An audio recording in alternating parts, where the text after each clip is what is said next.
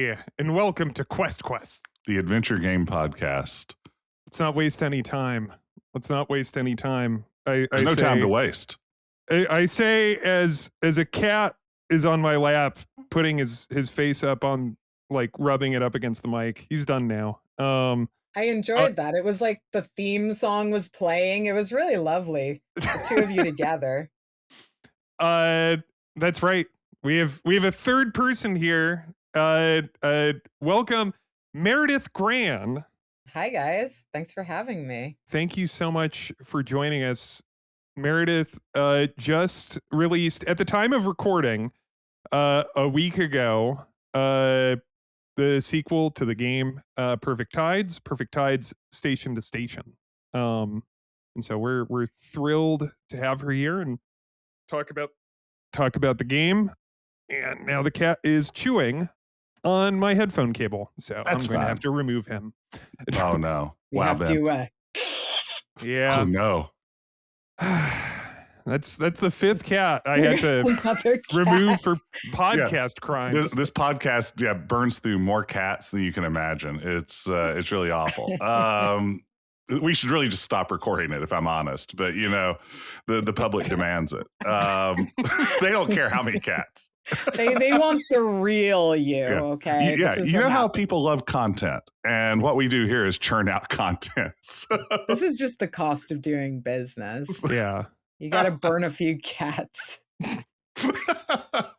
We're content extruders, and I've just been sitting on that because I just like saying extruders. I'm like one of those Play-Doh extruders that, like, you cram the Play-Doh in and, like, it puts Play-Doh spaghetti out the other side. Like that's what I see myself as when it comes to content. Do you still have one of the, like, as a father, do you still have Play-Doh? Oh yes, as a father, that's why I have one of them. Yeah. Well, that's the context in which I own that. Your daughter is, I assume, beyond Play-Doh. Yes. Point. Yeah. She's beyond Plato. She's into Plato now. The philosopher. That's more of her speed. No, I definitely still have one of those. And I will say there's something deeply satisfying about smushing some Play-Doh through that thing. It's all that gets me through some days. I can't keep that stuff from drying out. How do you keep it wet? The Play-Doh. I mean, it is wet. I mean, or not wet. It is dry. It's dry. It's horrible. It becomes like crummy stuff. Like literally crummy. I knead it with my hands, and eventually, I think it's the perspiration from that process that, like, rehydrates it. So it's best not to think too much about it. Yeah. It's like bread. Yeah, it's like bread. You're making all that effort for Play-Doh. Yeah. But it's worth it when you get that feeling of extruding that you're looking for. See, it's a fun word to say. You had to say it too. Yeah, no, I did. Yeah, you said it and I was jealous. I was like, God, I wish I'd said that first. How are you doing today, Meredith? Oh, I'm fine. It's been a pretty nonstop day. I was riding around in a bus in the cold until just a few minutes before I came over here. So this is really, really nice. So I live in Chicago, and it's always been cold during the winters in Chicago, like extremely so. And I don't understand why we have elevated train stops, like designed, like playing station to station, which has the New York subway system in it.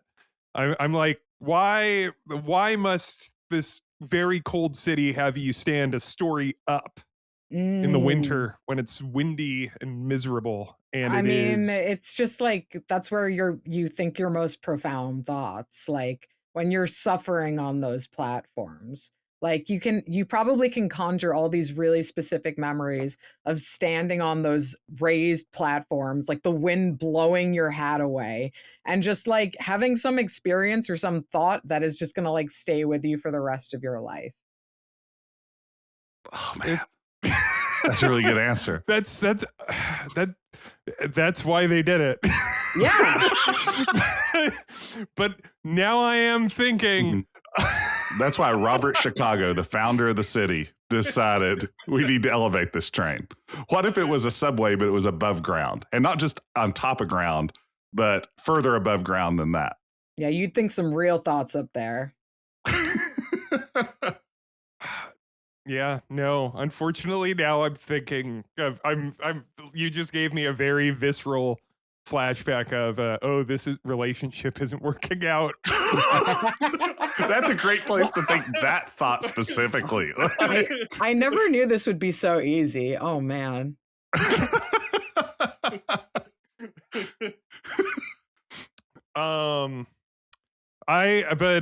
Yes, I also raced back here in the cold, and I went to the nearby pita place to my home racing here, and they're one of those places that criminally doesn't, like, if you get their pita plate, if you get like the chicken shawarma such as I did, they give you enough for 3 people. And I just want the enough for 1 person amount. But Yeah. Did you complain loudly? yeah, I made a scene. No, they can charge you more for less. Would you like that? It was $20. Like, I am getting. I mean, that's just food for days. That's true. It is. That's true. But speaking of things occupying our time for days, and I'm gonna throw this in I'll throw it to Jess. Cool. Jess, what have you been playing? I'm wide open. Oh man, Ben, I'm going to cheat again this week on what I've been playing. I'm going to talk about, and Meredith, this is why you've been playing music. You can kind of, like, this is to get us in the mood to talk about what we've been playing. Yeah, Ben composed this himself. He's something of a musician. Nice. But I'm going to cheat. I've been playing another tabletop game because I've been stuck inside with the family with the weather all week. Daughter's been off from school, so there's been lots of good board game time. And we have been playing the Survivor board game based on the hit reality competition series Survivor. This game's designed, the box says, by Jeff Probst himself. So if the big J-Man has signed off on it, you know it's good.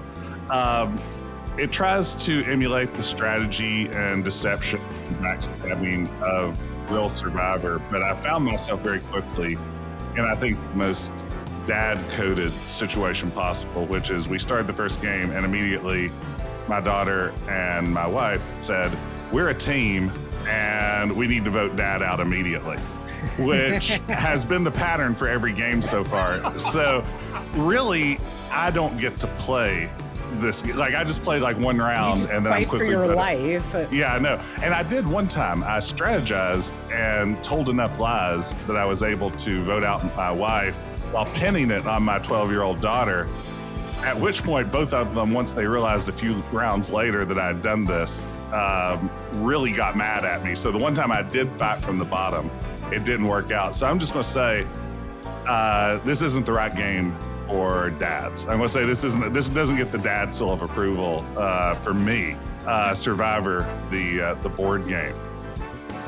Any game where the rest of the family can team up against dad is not going to get that stamp. Yeah, I mean, it's like, let's play Settlers of Catan, but nobody trade with dad. Which you get, so it's like, all right, sure, let's play Monopoly, but nobody let dad have property. It's a tough road out. Why does nobody ever talk about how hard it is for dads out there? Ganging up against dads. Yeah. I don't know. I'm wondering now if I do this. Well, Meredith, what have you been playing lately? I've actually been playing Monopoly. My son is 7, and there is nothing he wants more than a game where you just, use math to distribute the fake little dollar bills. And we've been playing so much Monopoly, but I don't know if this is the case for every family. In my family, nobody finishes Monopoly. Nobody historically has ever finished Monopoly in my family. No. And this is something that I'm trying to explain to my son as I'm feeling the depth of this, is that Monopoly was made to be a commentary on capitalism and why it's not good. And the idea everyone starts with money, everyone's having fun, everyone's wandering around buying up some properties and charging a little rent for them. And then gradually one person gets the upper hand and destroys the others. And there's no mercy. And it happens so exponentially fast that suddenly you have no money and you land on a spot and you owe $300. And it never stops being like that for the rest of the game. And that's when, if you're 7 years old, you start crying and protesting the game, and your parents need to explain to you, like, you were the one who wanted to play this game, and we don't have to play this game if it isn't fun, but this is how the game goes, and we can't show you any mercy anymore. So that's pretty much Monopoly, and we usually play for about like 30 minutes before it goes south like that. So just kind of through everybody like buying up everything, and then it's over. Yeah, eventually you just like, if your fortune falls, you just immediately get squeezed by everything in the game. And then there's not really, if you refuse to mortgage off your properties, your precious properties, then you're never going to come out of that hole ever. Oh man, there is no more frustrating feeling in gaming than being forced to flip over that card, though. I mean, capitalism has me in its grasp, because the thought of mortgaging one of those properties as a kid was just like, this is the ultimate indignity. How could I don't want to see the backside of this card. That's no way to live. That's There's my no Marvin color. Gardens. How dare you? There's no color. Yeah. There's no color. Yeah, they've drained the color from my life with capitalism. Yeah. It Someone hurts. should write about how bad capitalism is. Or make a game that simulates it so we can feel how bad it is.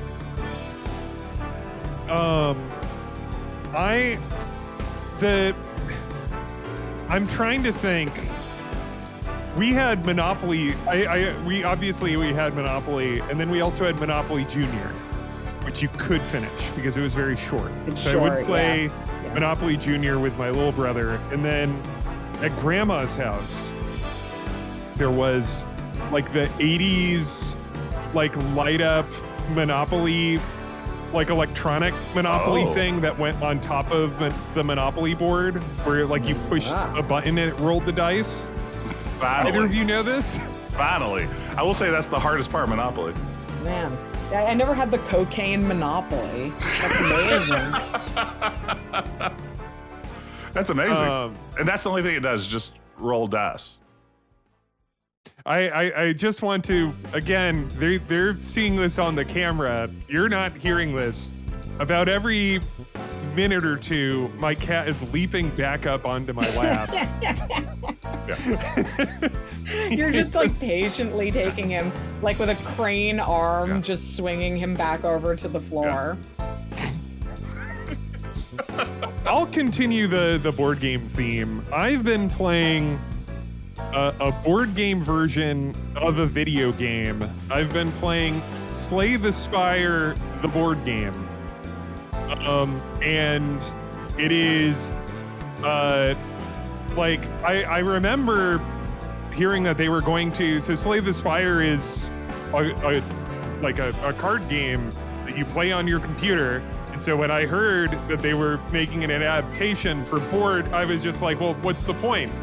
Real You have the cyber computer cards? and do all that.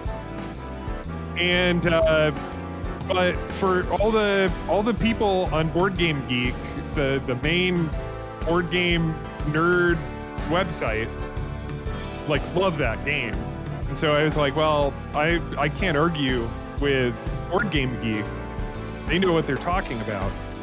And so it's fun, like the difference that it has over the video game is that you can play it co-op with up to 3 other people, versus the computer game is solo. I mean, can't you always play board games co-op? Is that like, I mean, it just like, that's not something you have to program into a board game. It's just sort of like inherent to the game. It is only co-op. Mhm. the board game version, which is interesting because I generally do not like co-op games. I like competition, mostly because in a lot of co-op games, there's like one person who tells everyone else what to do. Like the pandemic boss. Like my job is to tell you how to play your next 4 turns. Yeah. Like there's one person, in my experience, there's one person that really knows the game well and is like, okay, so you play this card and then I'll play this card and then we'll play this card and then you roll the die and then we'll be taken care of. And so, yeah, you know, I don't know what to say. If you're familiar with Slay the Spire, it's a board game version of that. It's been a lot of fun. I've played it multiple times with a friend of mine and we have lost each time. We have not slayed the spire. So You'll get the Spire next time, Ben. we've been beaten by the board game multiple times.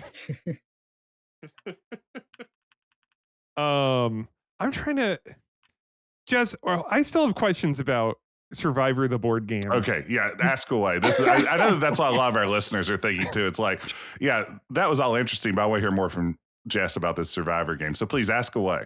How do you play with 3 people? How does Survivor work with 3 people? Poorly. I mean, is the short answer. I mean, essentially each player is a double elimination system. Everybody has 2 characters from the show that they've drawn. So you can get voted out once, you're still in the game, but you're voted out the second time, you're gone. So there's not an immediate like removal process. And then there are things like immunity idol cards, all the elements from the show that can save you in a tough spot. But it doesn't work great because once you're down to 2 players, it goes to the final tribal council, at which point the eliminated player becomes a jury, which would be great if you had several members of it. But as one player, I basically get to decide the winner. So it's now like the final stage of the game is who do you love more, your child or your spouse? Is like and I have to judge which ones matter at me in that moment, like which one's angrier at the way I've played the game. And it's like, I think my daughter needs a win here. When was this game made? Just the last year or 2. Oh my God, really? Recently? It's like way after Survivor's heyday. Not like the 20 million people are watching this show era. Right, this right. is like, you can go to Target today and buy this. I think it's made by the Exploding Kittens people. I think, and designed by Jeff Probst. Television's Jeff Probst. I figured this was like a vintage game you guys picked up at Goodwill or something. You would have to think it would be like at a time when you could just put out something like that and it would sell gangbusters based on the popularity of the show. Absolutely not that. This is the show well past its prime. My wife is a big fan of the show. My daughter got this for her for Christmas. And it's like, well, I guess we have to play this Jeff Probst design game now. And, you know, here's the best part of it. Here's why you should buy this game. Everybody who's listening. Yeah. The box that the game comes in turns into the ballot box. Like you turn it outside and it has little slots that you drop your vote cards into to show who you're voting for. So it does have like the prop element of the box becomes a ballot box. The box becomes a different kind of box. It transforms into a similar but distinct box. I'm looking it up on Board Game Geek because I had to. 6.8 from the, you know. I would say that's a little generous. I would give this a 6. A firm 6 is where I would put this one. I guess if you want a Survivor board game, though, it's a 10 out of 10. You're not going to find a better one out there unless someone has a homebrew that's much better. 6 for the clever box. Yeah. Like 4 of those 6 points are the clever box, which again isn't like Mousetrap or something awesome like that. I mean, it's a box that turns into a box. It's not a level of deep creativity at play. That's the worst Transformer, a box that turns into a box. A more different box. But no, that's all you need to know about Survivor. But so let's talk about Perfect Tides, both the first game and Station to Station. All as I mentioned last week, I kickstarted it. So Thank you. if you're listening and you know what I look like. My face is somewhere hidden in there. Go find him. Yeah, Yeah. Ben backed it at the level that he's actually in it over a dozen times. So he's in nearly clean. And in some of them, he's like really just like waving obnoxiously in the background. How much did you pay for that, Ben? I'm all three Really? of the guys in that first dorm party scene that are kind of like waving back and forth and singing. I'm all Yes, three of those guys. it was an undisclosed amount that Yeah. we are both very happy with. So one thing, so when I first played Perfect Tides, which came out about 4 years ago, almost exactly now. Yes. I had no like I just picked it up around release on a whim. I saw someone post about it and go like, "Oh, this seems interesting." And like I was quite floored. I loved it. And but one of the things that really stood out to me is that I grew up on the other side of the Long Island Sound. Mm, I grew up on in Connecticut, like right on the shore, okay. and within the New York metro area. Yes. And so playing station to station and seeing like the LIRR trains, which are the same as the Metro North trains, Mhm. I'm like, Mhm. and that was when I was also riding the train in from my suburb into New York and being, a 18-year-old to like early 20s, Mhm. and seeing the "if you see something, say something" poster. All right, so I've just got you. Like Yeah, there's no going back for you. you I just saw those things and I was just like, oh no. Actually, probably here. Could you give a little bit of like what's like a basic plot pitch for Station to Station before Station I to went? station. It's a coming of age story about an 18-year-old girl who is in her first year of college. She aspires to be a writer. The year is 2003. And if you've played the first Perfect Tides game, this is a narrative sequel to that game. Although I think you can kind of jump in at any point and have a pretty good idea of what's going on. Hmm. And and Station to Station spends a lot of time in the city, which is very similar to New York, or is New York. Um, and one of the funny things, I've been having this conversation with friends of mine recently, which was uh new when I go back to New York and I go visit friends and family there, I'm like, "Oh, the city has changed. It's not the city that I would go Mhm. to when George W. Bush was president, essentially." Uh Classic New York, as they call it. Yeah, when Like, you could pull the onion out of a newsstand box. yeah. And it's funny because like I've been having this conversation and then the game starts with uh Mara being like talking about her favorite professor discussing kind of the same thing, and then I started Mhm. to think like, oh no.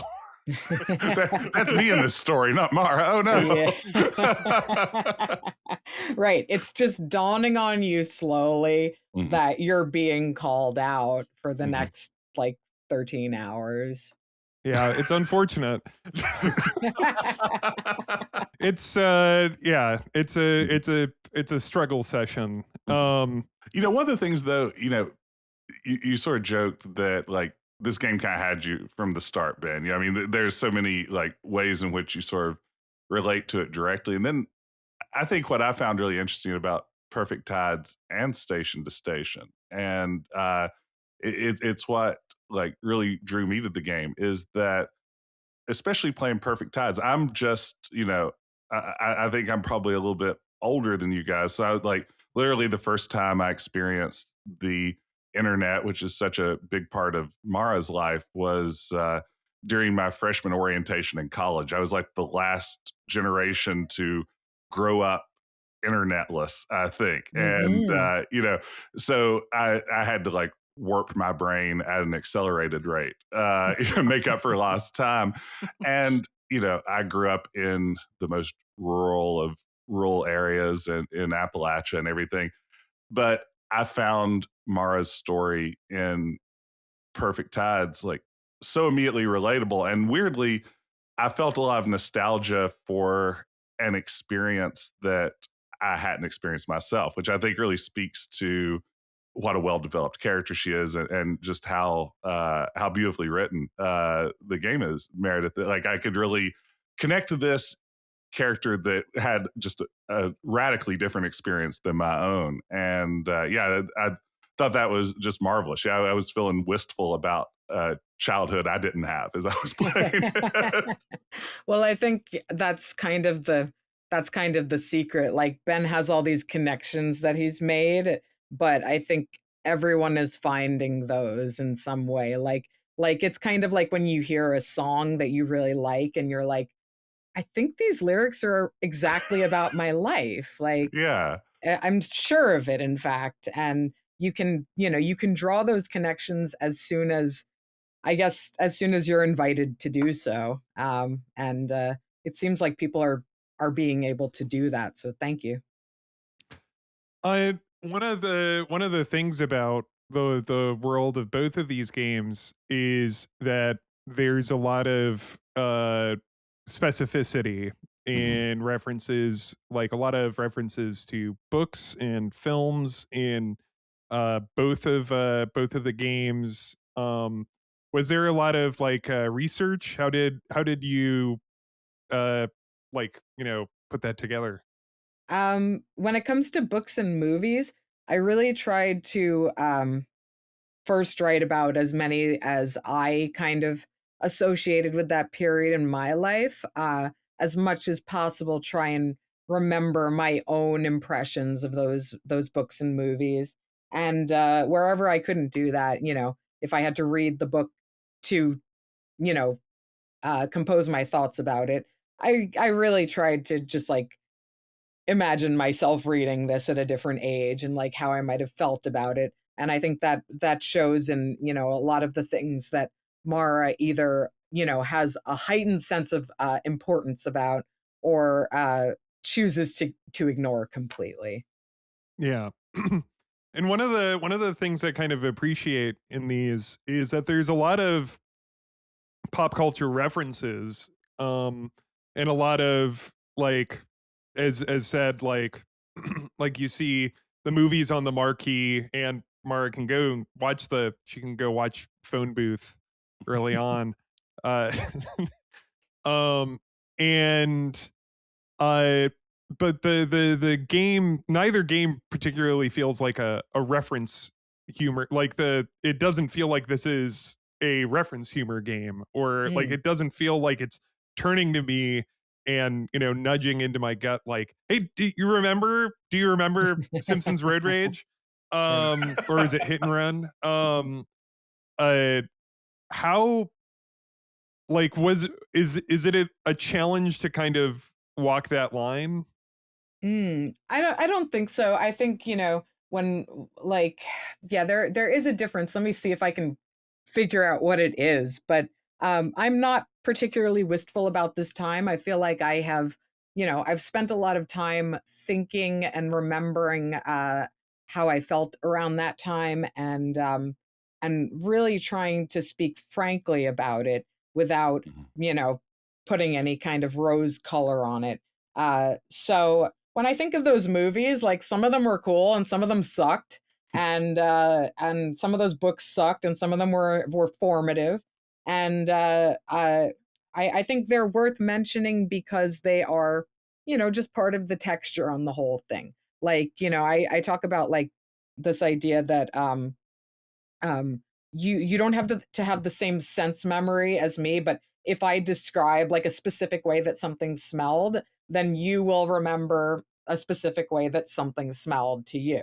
We don't have to Mm. have the same one. And I think when you bring up like movies and pop culture of that time, it kind of just reminds you of like the kind of just like inconsequential things that were happening in the background of your life. And even if those weren't the ones that happened to you, they remind you of the same inconsequential things that are going on right now or whenever you were that age. It's yeah, like because it is it like because I was even having trouble trying to figure out how to like word that question because it was just it's like I'm and I think the lack of wistfulness definitely helps that it's not like Mhm. a phone booth. What a thrill. Yeah, no, I mean, I think millennials are pretty aware of the kind of the slop that's being fed to them Mhm. as aging members of our culture. Like they just, I don't I mean, at least I am not really interested in like, the kind of Thomas Kincaid looking illustrations of kids playing Nintendo in their basement. Yep. That's just like Yeah. Yep. that's not Mhm. interesting to me. So Yeah. that's not like Mhm. that's not the reason I would make a period piece, Yeah, I and I feel like, speaking like as the Gen Z, I'm sorry, yeah, Gen Z. I didn't know if I dropped Wow. that. I'm sorry, Gen X. Where'd that go?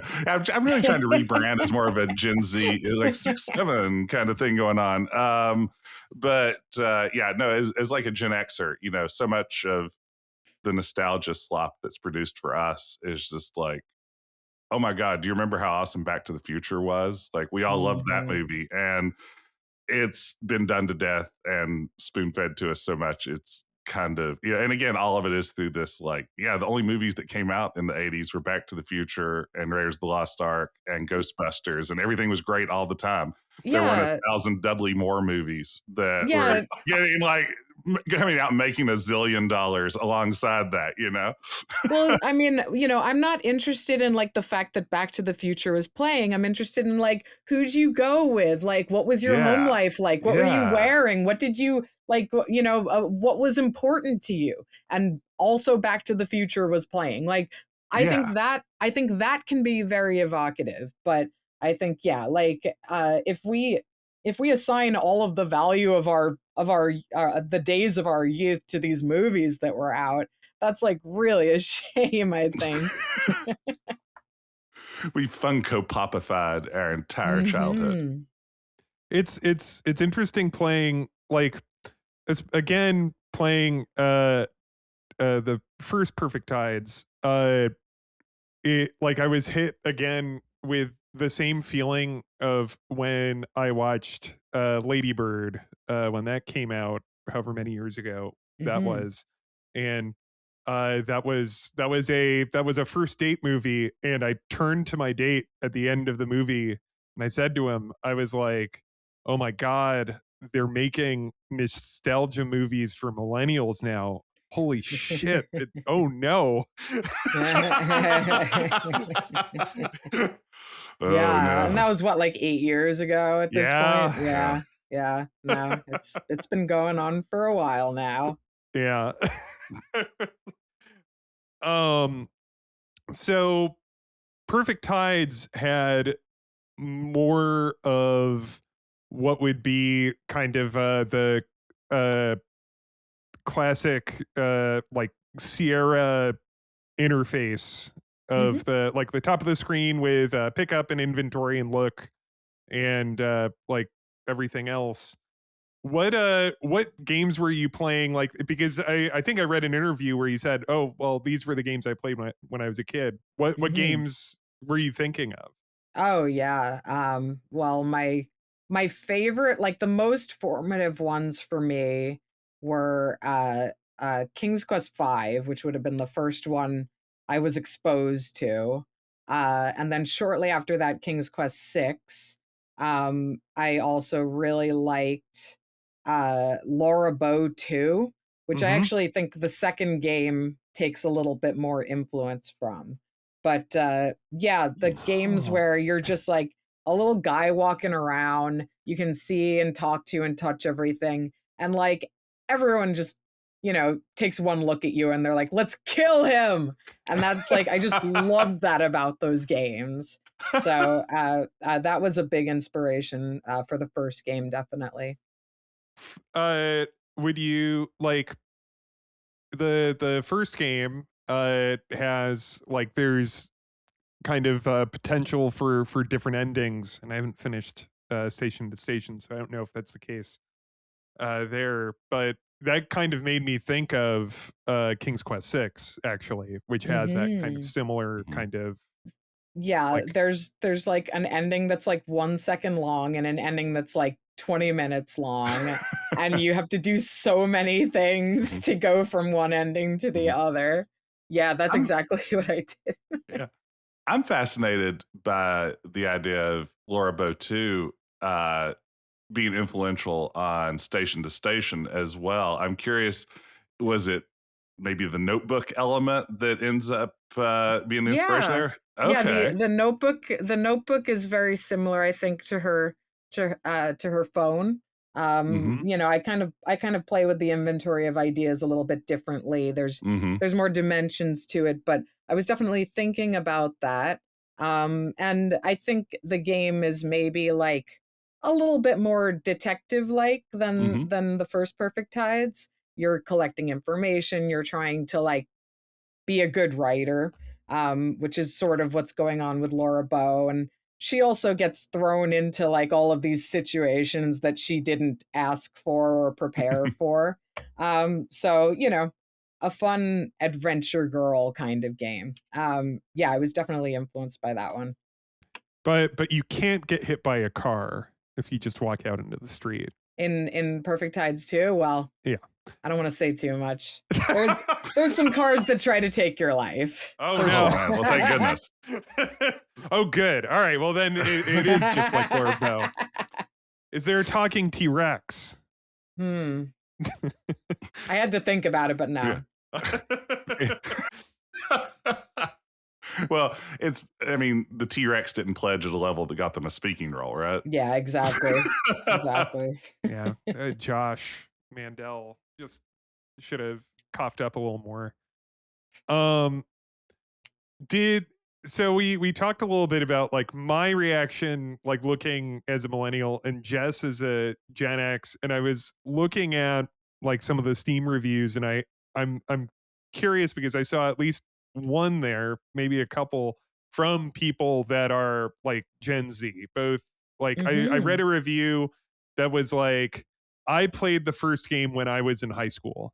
And so now I'm playing it and I'm in college. Oh, wow. Yeah.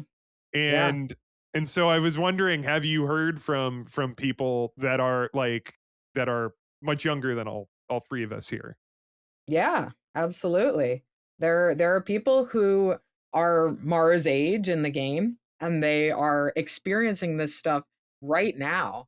And then there are people who are just a little bit older than her who are like, man, that is what it was like. And it's kind of incredible. Like, I think we on the internet, the warfare between generations rages on. But I think we can really all universally understand the experience of being young, the experience of doubting yourself and trying to reach beyond your what you've done thus far because there's more to life than you've already lived. I think these are universal experiences. And I think, the texture of pop culture does not dissuade younger people. They're interested in that because that's something they just sort of barely missed out on. And that's something that I think about, like with Mara in this game. She's drawn to older people who are a little farther ahead in their career, and she's interested in the things that they're interested in because she just missed it. So I think there is always like this fascination. If you can like authentically put people in a time period, they are going to be interested in doing so. They want to experience that. Well, good, because I just got this for my 24-year-old niece, so that was mostly why. Oh, yeah, no, I hope she enjoys it. Ben, what? Or Uncle Ben, what the hell is this? Um, so one of the like, so as I said, the first game has kind of the traditional kind of Sierra interface. The second game has what I think it's more of the like kind of the modern 2-click only, Mhm, with left click is interact and right click is look. mhm, And and then, as you said, like, it has the cell phone, and then it also has like that you're accumulating knowledge, um like, and picking it up.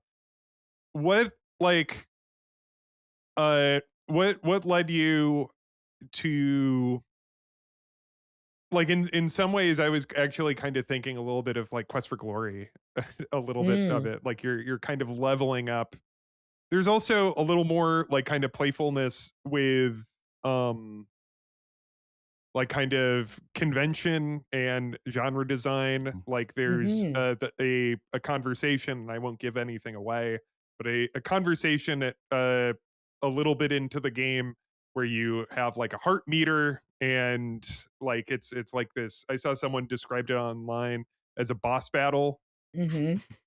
and so there was a Yes. lot of, was there something that kind of drew you towards like going from kind of a quote unquote like traditional adventure design to something that plays around with these conventions a little more in Mm. the second game? Yeah, I've heard people describe it as like a little RPG like, which I guess Mhm. that would track with like Quest for Glory, but I wasn't really thinking in those terms at the time. When I came up with the game, I really came up with the story first, and the mechanics kind of grew out of that. And I think what seemed appropriate to me for this character at this age is that she's collecting information. She's not collecting empty, she's not collecting beer bottles on the floor anymore. She's collecting like ideas, like what is it like what is anarchism? Oh my What is it god. like to Yeah. live in a city? And this is what's real to her right now. This is what's tactile to her. Mhm. So the ideas, we get to explore them in conversation, we get to explore them in writing, and those are our inventory. Those are the things that we are kind of playing with here.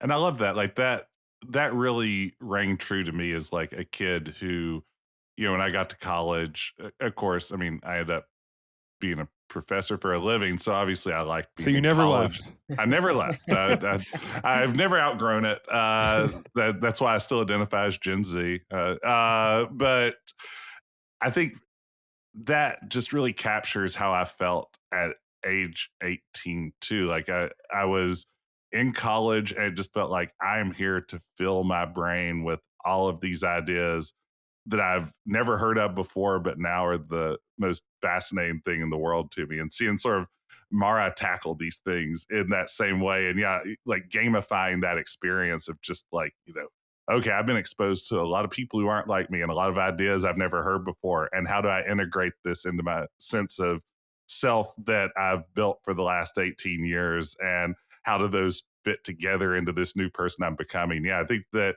it's to gamify that into a mechanic that, that sort of still feels adventure gamey is really fascinating to me. I think it really captures something about the experience I think a lot of us probably had as we entered college. Mm. um One of how how difficult was it for you in both games to kind of come up with like puzzles, when it's like, I think about, say, King's Quest, and what a weird emphasis I just put on it. King's That Quest. King's upset me when you Quest. said, like, can we get a retake on that? Let's just walk that one. Yeah, it's like, let's go from the top. Ben, play the theme music. Doing like a Matt Berry King's Quest. But when, I think it's maybe a little more straightforward to kind of think of puzzles of it's like, okay, well, you know, there's a snake over here and there's a like, and so you have to figure out something about the snake and there's this bear and there's a witch and blah, blah, blah. Versus it's like, you know, in both of these games, they're more, far more kind of true to life in some ways. Mhm. Yes. I mean, they weren't difficult at all, really. The puzzles Oh, kind of came as the story progressed. Like the first puzzle is that you have to talk your way out of doing your job. So yeah. what is more natural of a fit than that to a college student's day? The second puzzle is how do you sneak into a party that you're not allowed to be at? The third puzzle, all right, I'm not going to give away all the puzzles. Let me think. I mean, quite a few of the puzzles have to do with like the work that you're assigned, yeah, your job, your social obligations, your family obligations. You're solving little problems to, you know, kind of get away with being the little bastard that you are in this game. So I found that the puzzles flowed very easily once I got started with the story. And once I started structuring the story into these days, I found so many opportunities to play with that.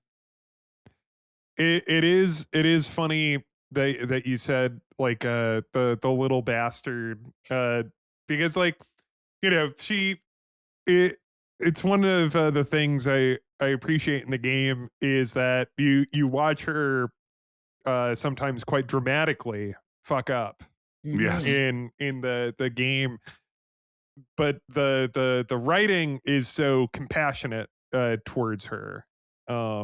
Like with there's like, and again, I'm not trying to give anything away, but there's a moment where she's where the narrator, who I believe is like her older, is that, would that be correct? Or I don't think the narrator is any wiser than her. She maybe just speaks a little bit with a little bit more composure. okay. Discusses a promise that she made to herself once when she became quote unquote an adult, and Mhm. reminds her that and that's something like again, like kind of like how I was talking with like the pop culture references, it kind of feels like a really like delicate balance of having this like very deep compassion for her as you the player kind of watch and or lead her into a series of crises. Mhm. Yes. Yeah, without sugarcoating that either, though. I feel like, it doesn't ask. I mean, there are a lot of adventure games that just have like outright assholes as the protagonist, and they want us to believe that their assholishness is like their likable quality. And I Mm. appreciate that, like, it doesn't try to make that be like a charming characteristic. I don't think would be your intention with Mara, right? No, I don't think she gets away with anything. I think Yeah. she suffers for every you know, stupid little act. Like she's just like she pays a severe penalty. But yeah, I mean, I just like, I spend a lot of time living in the mind of myself as a teenager in 2003. Hmm. And I cycle through these things as I think a lot of people do, where you think like, oh, so stupid, it's so dumb, it's such a bitch, it's awful. Oh, but I was sweet, and I forgive me.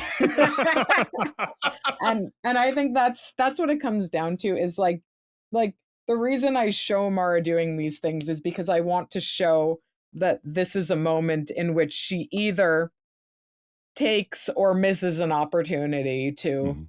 grow from that.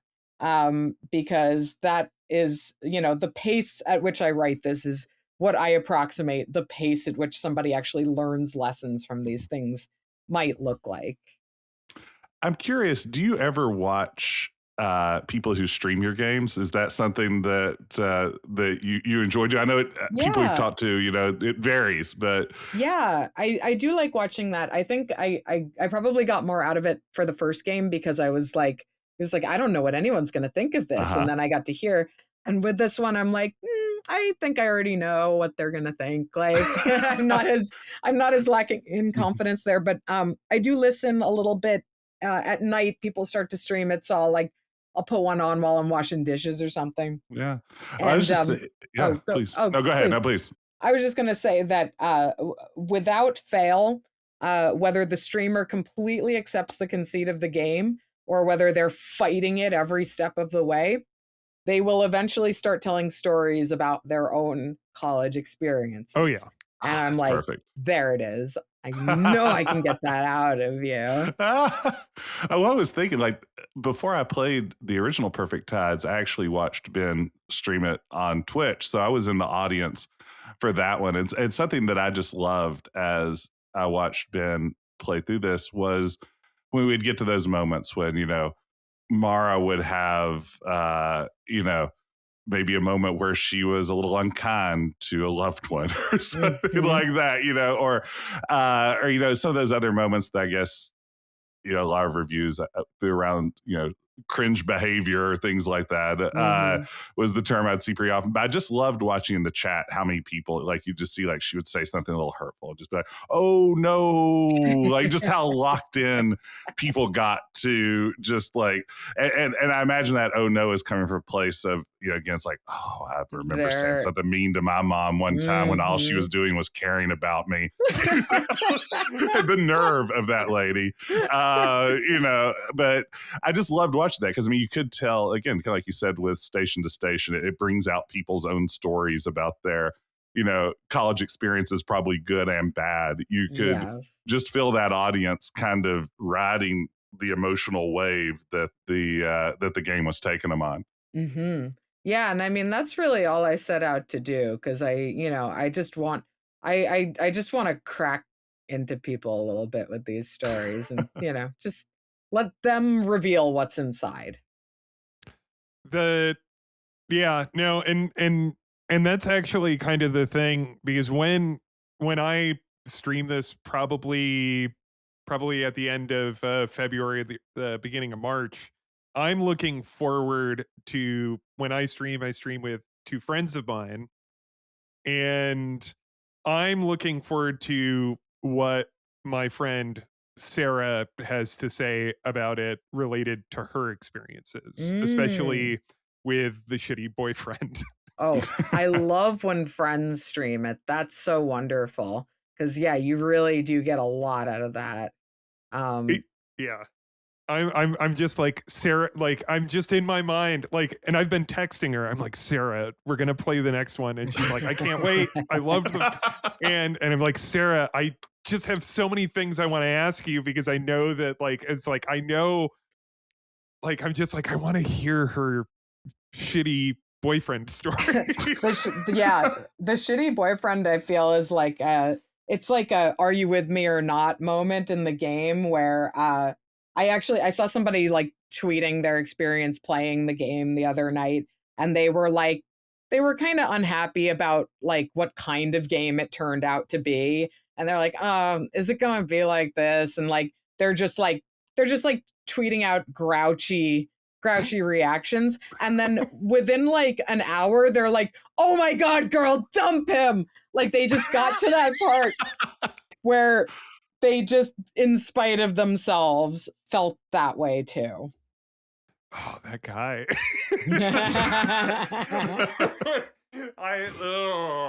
Yeah. Yeah. And I'm just like, oh, Sarah, I want to talk about bad boyfriends with you.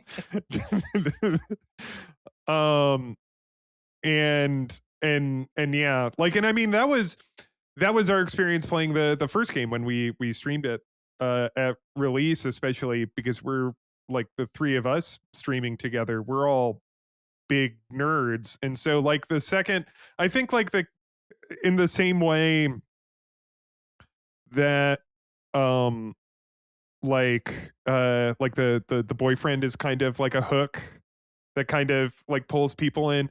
The second Mara sat down at the and you saw like the computer glow reflected on her face, and like not only is she like, you know, having these AIM conversations, but also it's like, you know, there's forums and there's all of this, like immediately we're all like, oh yeah, yeah.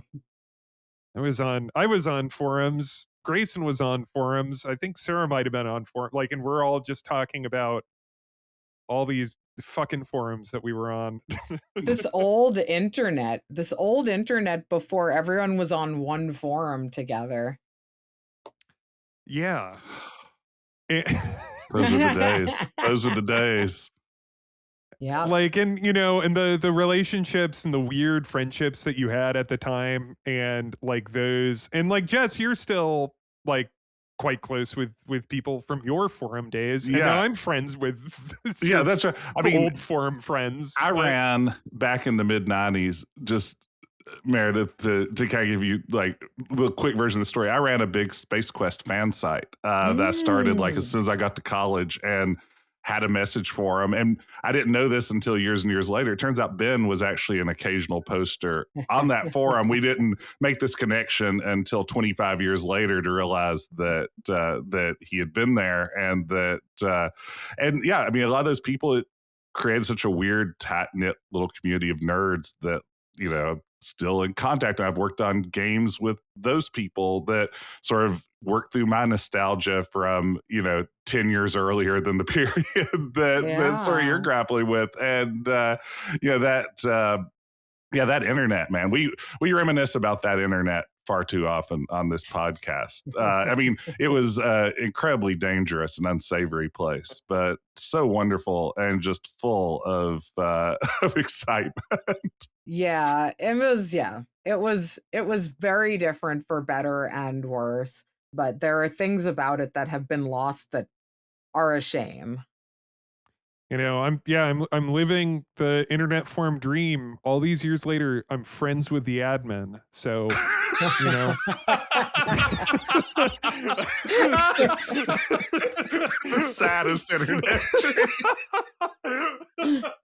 Oh yeah, but he's gonna make you a mod. Yeah, I have to see yeah. I give you a special forum title, like admin's friend. Yeah, just underneath your username. It's gonna be a different color. Very nice. You've achieved the dream.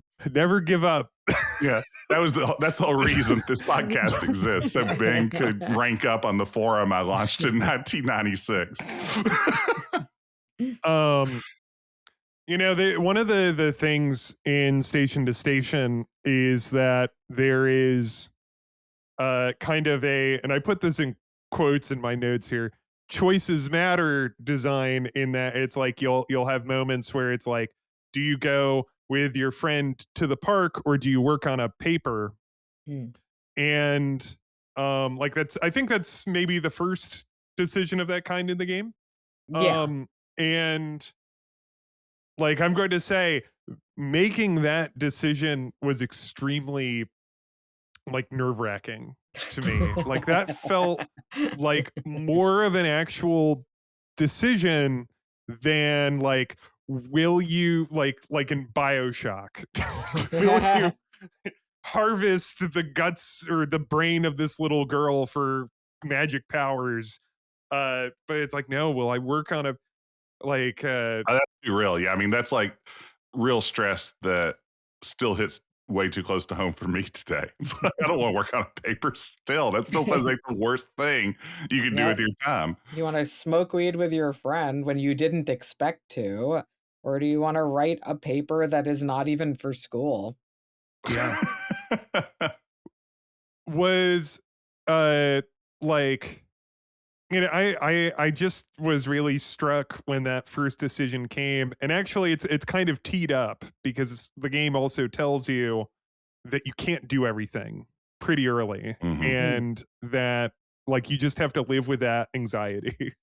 Yes. Yeah, I love that choice. Yeah, I mean, that's just perfect. Yeah, that is the college experience. was that like that feels that ties very deeply into the themes of the game itself. Like, was that? Yes. Yeah. Yeah, I mean, there I did not want mechanically for there to be any way to get a perfect game. There are different outcomes when you make different choices, and none of them are the true outcome. I've created a few ways that your year can go, and frankly, if you don't write anything during this year of college, you're still gonna be okay. Like your life is not going to be ruined.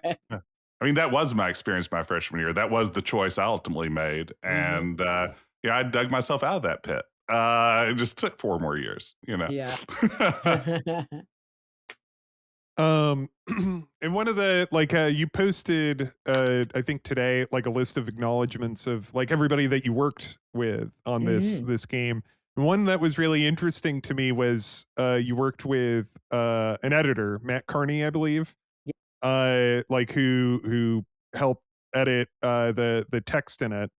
And what did you kind of learn from the process? I saw looking at, he also worked on Norco, which Yes. is a favorite of both of ours. Yeah. We Hmm. adore that game. Yeah, we talk about it every episode. This is our Norco segment for Here this it is episode. again. And both of these games are also very like word dense. Like Hmm. like they're extremely different games. This is like a college Norco in a lot of ways. It's a Norco 'em up.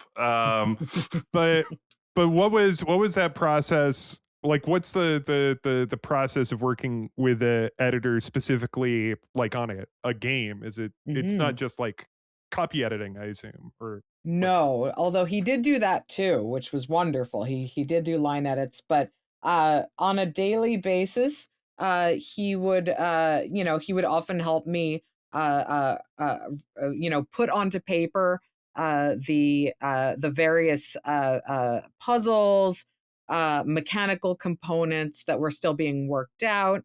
I would occasionally talk to him if I had any kind of like what I saw as like a story problem. He was almost like a bit of a therapist in that regard, helping me work through the ideas for a lot of these stories. He read through everything. He would often tell me if something felt inconsistent, overly long, perhaps the statement had already been made, and I could cut the fat a little bit. So he really just kind of like uh he uh in addition to like editing it for clarity and just quality, he would often ask me to defend my choices, Oh. like we would have conversations where he would ask what my motivation behind a particular idea was, and I would either say, well, this is really important because, and I would explain the entire thing, or I would say, this is actually kind of arbitrary and maybe I need to be a little bit more confident about what I'm saying here. So he was incredibly helpful in just kind of like drawing out uh the most clear and confident version of the story that I wanted to tell. And it was fantastic to have another perspective on like the actual gameplay aspect of it. Mhm. So yeah, it was really terrific. I had never worked with an editor before. I had the sense previously that an editor would change my voice or it would sound less like me, but it really was just an ongoing conversation about my intention with the story. that's great. Yeah. No, I was really when I saw that and I was just like, oh, that's really interesting. Like how like and that's yeah, like it how it sounds like he like kind of help like kind of clarify ideas, I guess, Yeah. Hmm. within the And I will say game. that, a lot of the adventure games that I play, even ones that I enjoy quite a bit, sometimes I come away with that feeling that this could have maybe benefited from an editor. That there's a tendency sometimes that not not that too much text is a bad thing. Again, Norco is a very dense textual game in a sense, but all that text is doing something. It's not just there for the sake of getting a few more words on the page. And that's fascinating to sort of hear that, especially with it being a daily back and forth, that sort of hands-on approach. I could see where it benefits from that. That's awesome. Yeah, absolutely. I think more people could benefit from a Matt, although I don't want them to permanently take him away from me. Well, that covers. Jess, do you have anything else you wanted to ask I just or wanted to discuss? Yeah, I just wanted to thank Meredith for being here. I want to tell all of our listeners, go out and because I know Meredith wouldn't plug this herself, but I do want to say, go out there and get Perfect Tides station to station. Pick up the original Perfect Tides. These are fantastic games. I mean, again, I think when I've seen folks stream them, when I played them myself, they are going to elicit an emotional experience for I think just about anyone I've seen play these games. And those we could all use some positive emotional experiences. Like, I don't know, I feel like I've been living in Frostpunk the last few days, and just anything a little heartwarming doesn't sound too bad. So go out there and get Perfect Tides and Station to Station. Yeah, I mean, other than these games, do you have anything, I guess, else that you would like to plug, or where else? Where can folks find you? They can find me on they can find me at meredithgran.com. That's my blog where I talk about like my dev process and such, and just like all the news about everything I do is there. They can find Perfect Tides games on Steam. They can read my old webcomic Octopus Pie, which is still online at thatname.com. And that's just about it. Well, awesome. Thank you so much for joining us. This has been a thrill. Absolutely. And if you would like to send us an email at questquestpodcast@gmail.com. 5 stars, review podcast. Yeah, just go to 5starreviewpodcast.com and just enter your review in the little text box there. Type email into the subject line. Yeah. Ben, we need to register 5starpodcast.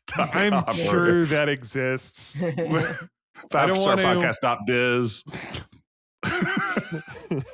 For all of our sponsors. But thank you so much for joining us, and we'll see you next week when we discuss Space Quest 4.